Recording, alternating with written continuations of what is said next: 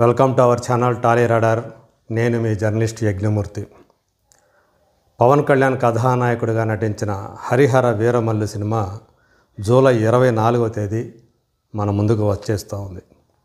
So ఎన్నోసార్లు విడుదల వాయిదా పడినటువంటి ఈ సినిమా ఎట్టకేలకు అన్ని ఆటంకాలను తొలగించుకొని వస్తుండటం పట్ల అభిమానులు అయితే హర్షం వ్యక్తం చేస్తూ ఉన్నారు. ఇంకొక వైపు వారిలో కొంచెం భయం కూడా వ్యక్తమవుతూ ఉంది. సోషల్ మీడియాలో ఉన్నటువంటి ఆ పోస్టులను బట్టి మనకి తెలుస్తుంది. ఆ చిన్న భయం ఎందుకంటే దర్శకుడు జ్యోతికృష్ణ, దర్శకుడిగా అతని ట్రాక్ రికార్డు ఇంతవరకు కూడా అతనికి ఒక్క హిట్టు కూడా లేకపోవటమే వారి ఆ చిన్న ఆందోళనకు కారణమని చెప్పాలి. సో నిజానికి హరిహర వీరమల్లు సినిమా డైరెక్టర్ క్రిష్ యొక్క బ్రెయిన్ చైల్డ్ అని చెప్పాలి. రచన మొత్తం క్రిష్దే. అయితే కొన్ని అనివార్య కారణాల వల్ల ఈ సినిమా నిర్మాణంలో విపరీతమైనటువంటి జాప్యం రావటం వల్ల క్రిష్ ఈ ప్రాజెక్ట్ నుంచి తప్పుకున్నాడు. సో అతని ప్లేస్లో నిర్మాత ఏఎం రత్నం తన కుమారుడైనటువంటి జ్యోతికృష్ణను తీసుకొచ్చాడు. అంటే ఈ సినిమాకి ఇద్దరు దర్శకులు పనిచేశారు. అయితే క్రిష్ ఎంత శాతం మేర ఆ సినిమాకి పనిచేశాడు ఏంటి అనే వివరాలు అయితే ఇంకా మనకి పూర్తిగా తెలియరాలేదు. ఇంతకుముందు అయితే 60% సినిమా అయిపోయిందన్నారు. కానీ ఇది యాక్చువల్గా 2 భాగాలుగా ఈ సినిమా తయారవుతుంది. మన ముందుకు రాబోతోంది మొదటి భాగమే. అంటే రెండో భాగం కూడా తర్వాత వచ్చే అవకాశాలు ఉన్నాయి. దీనికి స్వర్డ్ వర్సెస్ స్పిరిట్ అని చెప్పేసి ఒక ట్యాగ్ లైన్ పెట్టారు. సో ఇప్పుడు మరి జ్యోతికృష్ణ విషయానికి వస్తే ఇంతవరకు హిట్ లేనటువంటి అతను ఏకంగా పవర్ స్టార్ పవన్ కళ్యాణ్ని డైరెక్ట్ చేసేటువంటి అవకాశాన్ని సంపాదించాడు. మరి ఆ అవకాశాన్ని అతను సద్వినియోగం చేసుకున్నాడా లేదా అనేటువంటి విషయం మనకి జూలై 24వ తేదీ తెలుస్తుంది. అయితే అసలు జ్యోతికృష్ణని అతని ఫిల్మోగ్రఫీని ఒక్కసారి పరిశీలిద్దాం. అతను ఏ సినిమాలు తీశాడు, అవి ఎలా ఆడాయో ఒక్కసారి పరిశీలిద్దాం. సో ఇప్పుడు నా దగ్గర జ్యోతికృష్ణ ఫిల్మోగ్రఫీ ఉంది. ఇతను మనకు తెలుసు నిర్మాత ఏఎం రత్నంకి ఇద్దరు కుమారులు. పెద్ద అతను జ్యోతికృష్ణ, చిన్నవాడు రవికృష్ణ. ఆ రవికృష్ణ ఆల్రెడీ మనకి 7G బృందావన కాలనీ సినిమాతోటి హీరోగా మన ముందుకు వచ్చి సూపర్ డూపర్ హిట్ కొట్టాడు. ఆ సినిమా తెలుగు తమిళ భాషలో ఏకకాలంలో రిలీజ్ అయ్యి 2 చోట్ల కూడా భారీ విజయాన్ని సాధించింది. అయితే ఆ తర్వాత కాలంలో అతను ఏదైతే తనకు వచ్చినటువంటి ఆ హిట్ ఆ విజయాన్ని ఆ తర్వాత అతను కొనసాగించలేకపోయి డౌన్ అయిపోయాడు. అది వేరే విషయం. సో జ్యోతికృష్ణ 22 సంవత్సరాల క్రితమే దర్శకుడిగా మన ముందుకు వచ్చాడు. 2003లో అతను డైరెక్ట్ చేసినటువంటి ఫస్ట్ ఫిలిం నీ మనసు నాకు తెలుసు. అందులో అది కూడా ఒక క్రేజీ కాంబినేషన్ అని చెప్పాలి. అప్పట్లో తరుణ్ యూత్లో మంచి క్రేజ్ సంపాదించుకున్నటువంటి కథానాయకుడు. నువ్వే కావాలి సినిమాతోటి అతను యూత్లో ఎంత క్రేజ్ సంపాదించుకున్నాడో మనకు తెలుసు. సో అప్పుడే అదే టైంలో ఈ సినిమా కూడా వచ్చింది, నీ మనసు నాకు తెలుసు. ఆ తరుణ్ పక్కన హీరోయిన్గా ఎవరు యాక్ట్ చేశారు? అప్పటి యూత్ హార్ట్ థ్రోప్స్ అయినటువంటి త్రిషా, శ్రియ. సో ఆ ఇద్దరూ కూడా ఈ సినిమాలో కథానాయకులు. ఇదే సినిమా అంటే బైలింగ్వల్గా ఈ సినిమా తయారైంది. తెలుగులో నీ మనసు నాకు తెలుసు అయితే తమిళ్లో ఎనక్కు 20 ఉనక్కు 18. సో ఇది తమిళ్లో ఆ టైటిల్. అంటే తమిళ్ 18, 20 అని చెప్పి నేను తెలుగులో చెప్పాను, కానీ తమిళ్లో ఆ భాషలో ఏమంటారో అవి. సో ఈ సినిమా ఇది బాక్స్ ఆఫీస్ దగ్గర కమర్షియల్గా విజయం సాధించలేకపోయింది. కాకపోతే అప్పట్లో ఆ సినిమాలోని పాటలు కాస్త బాగానే పాపులర్ అయ్యాయని చెప్పేసి మనకి వినిపించింది. ఆ తర్వాత తన డెబ్యూ ఫిలిం తర్వాత మళ్ళీ 3 years గ్యాప్ తీసుకున్నాడు అతను. అంటే దాని ఫలితం వల్ల అది కమర్షియల్గా సక్సెస్ కాలేకపోవడం వల్ల వెంటనే మరొక ఛాన్స్ రాలేదు. కాకపోతే 2006లో తన తమ్ముడైన రవికృష్ణ హీరోగా కేడి అనే సినిమాని అతను రూపొందించాడు.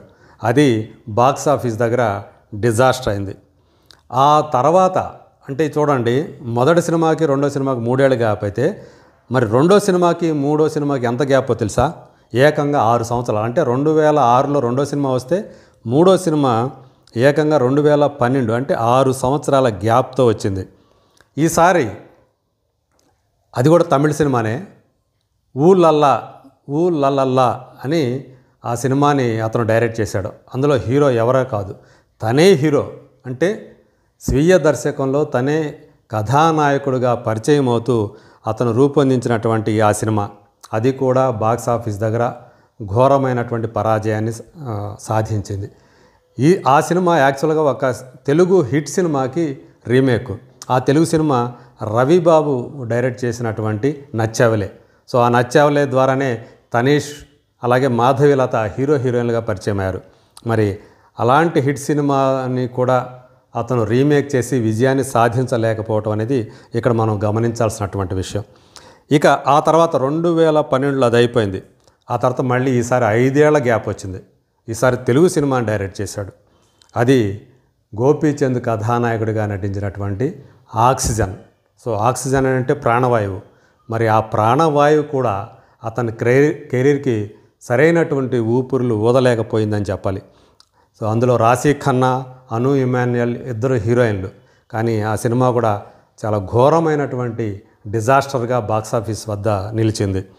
సో ఆ దెబ్బతోటి మళ్ళీ అతను 6 ఏళ్ల దాకా మళ్ళీ ఇంకో సినిమా రాలేదు.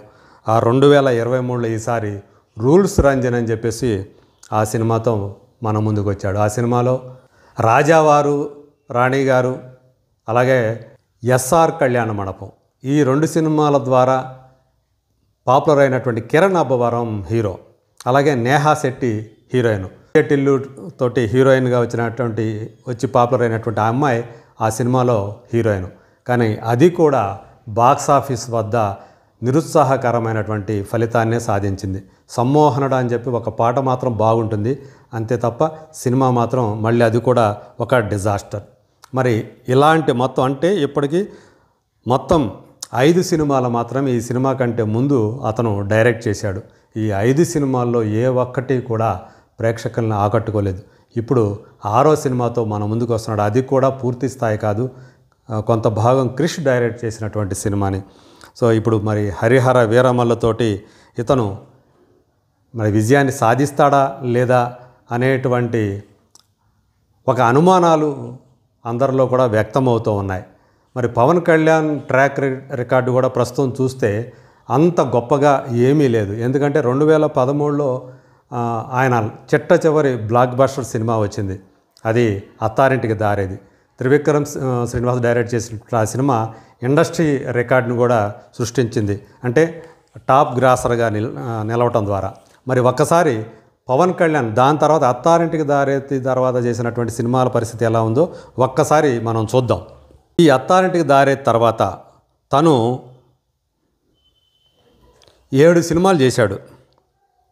సో ఈ 7 సినిమాల్లో ఏది ఎలా ఆడింది? 2015లో గోపాల గోపాల అని చెప్పేసి ఆ సినిమాలో, అది వెంకటేష్ కథానాయకుడిగా నటించినటువంటి సినిమా.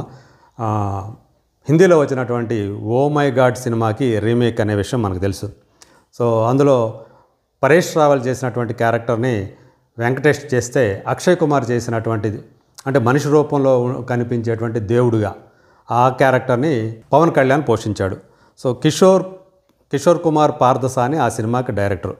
సో కాబట్టి ఆ సినిమా ఫలితం ఎలా ఉన్నా అది కూడా పెద్ద సక్సెస్ సాధించినటువంటి సినిమా కాదు, ఒక మోడరేట్ సక్సెస్ అనుకోవచ్చు. కానీ అందులో ఈయన హీరో కాదు కాబట్టి ఆ క్రెడిట్ కూడా పవన్ కళ్యాణ్ ఇవ్వటానికి వీల్లేదు. 2016లో సర్దార్ గబ్బర్ సింగ్ సినిమా మన ముందుకు వచ్చింది. అంటే గబ్బర్ సింగ్కి సీక్వెల్గా, గబ్బర్ సింగ్ అనేది బ్లాక్ బస్టర్ హిట్. సో అందులో హరీష్ శంకర్ డైరెక్ట్ చేసినటువంటి సినిమా అది. కానీ ఈసారి సీక్వెల్కి హరీష్ శంకర్ కాకుండా KS Ravindra alias Bobby direct చేశాడు.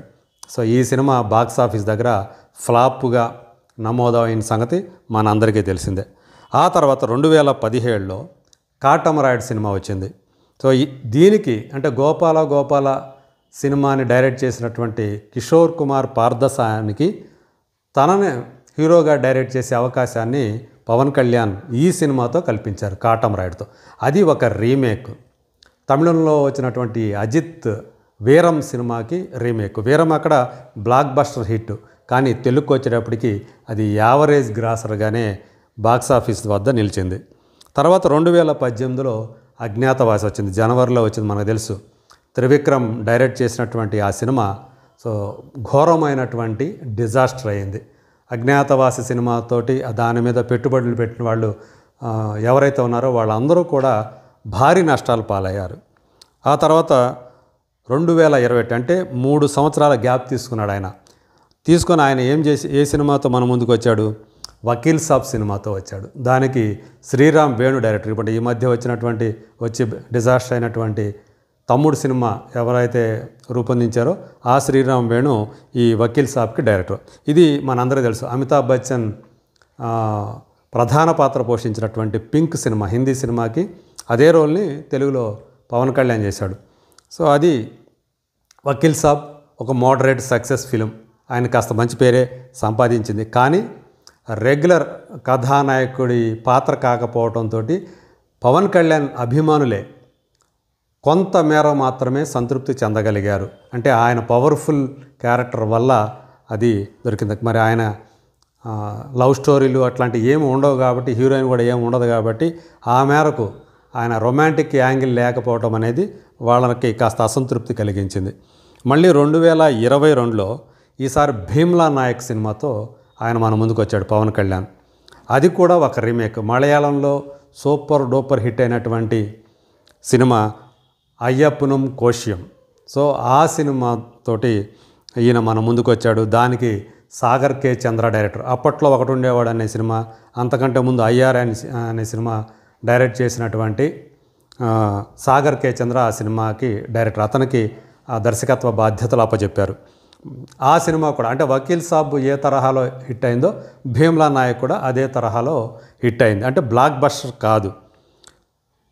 దాని తర్వాత 2023లో బ్రో అనే సినిమాతోటి పవన్ కళ్యాణ్ మన ముందుకు వచ్చారు.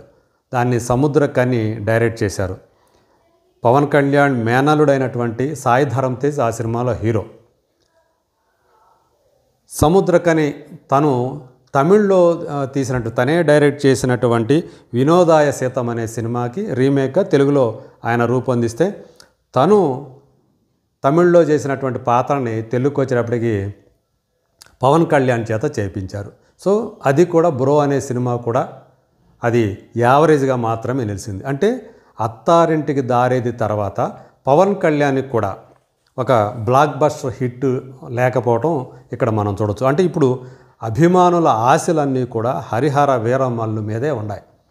సో ఈ మధ్యకాలంలో పెద్ద సినిమాలు ఏవి కూడా అంటే జనవరి తర్వాత చూసుకుంటే సంక్రాంతి తర్వాత పెద్ద హీరోల సినిమాలు ఏవి కూడా మన ముందుకు రాలేదు. అందుకని హరిహర వీరమల్లు మీద ఇప్పుడు అందరూ కూడా గంపెడు ఆశలు పెట్టుకున్నారు. ట్రేడ్ వర్గాల వాళ్ళు, డిస్ట్రిబ్యూటర్లు, ఎగ్జిబ్యూటర్లు, బయ్యర్లు వీళ్ళందరూ కూడా.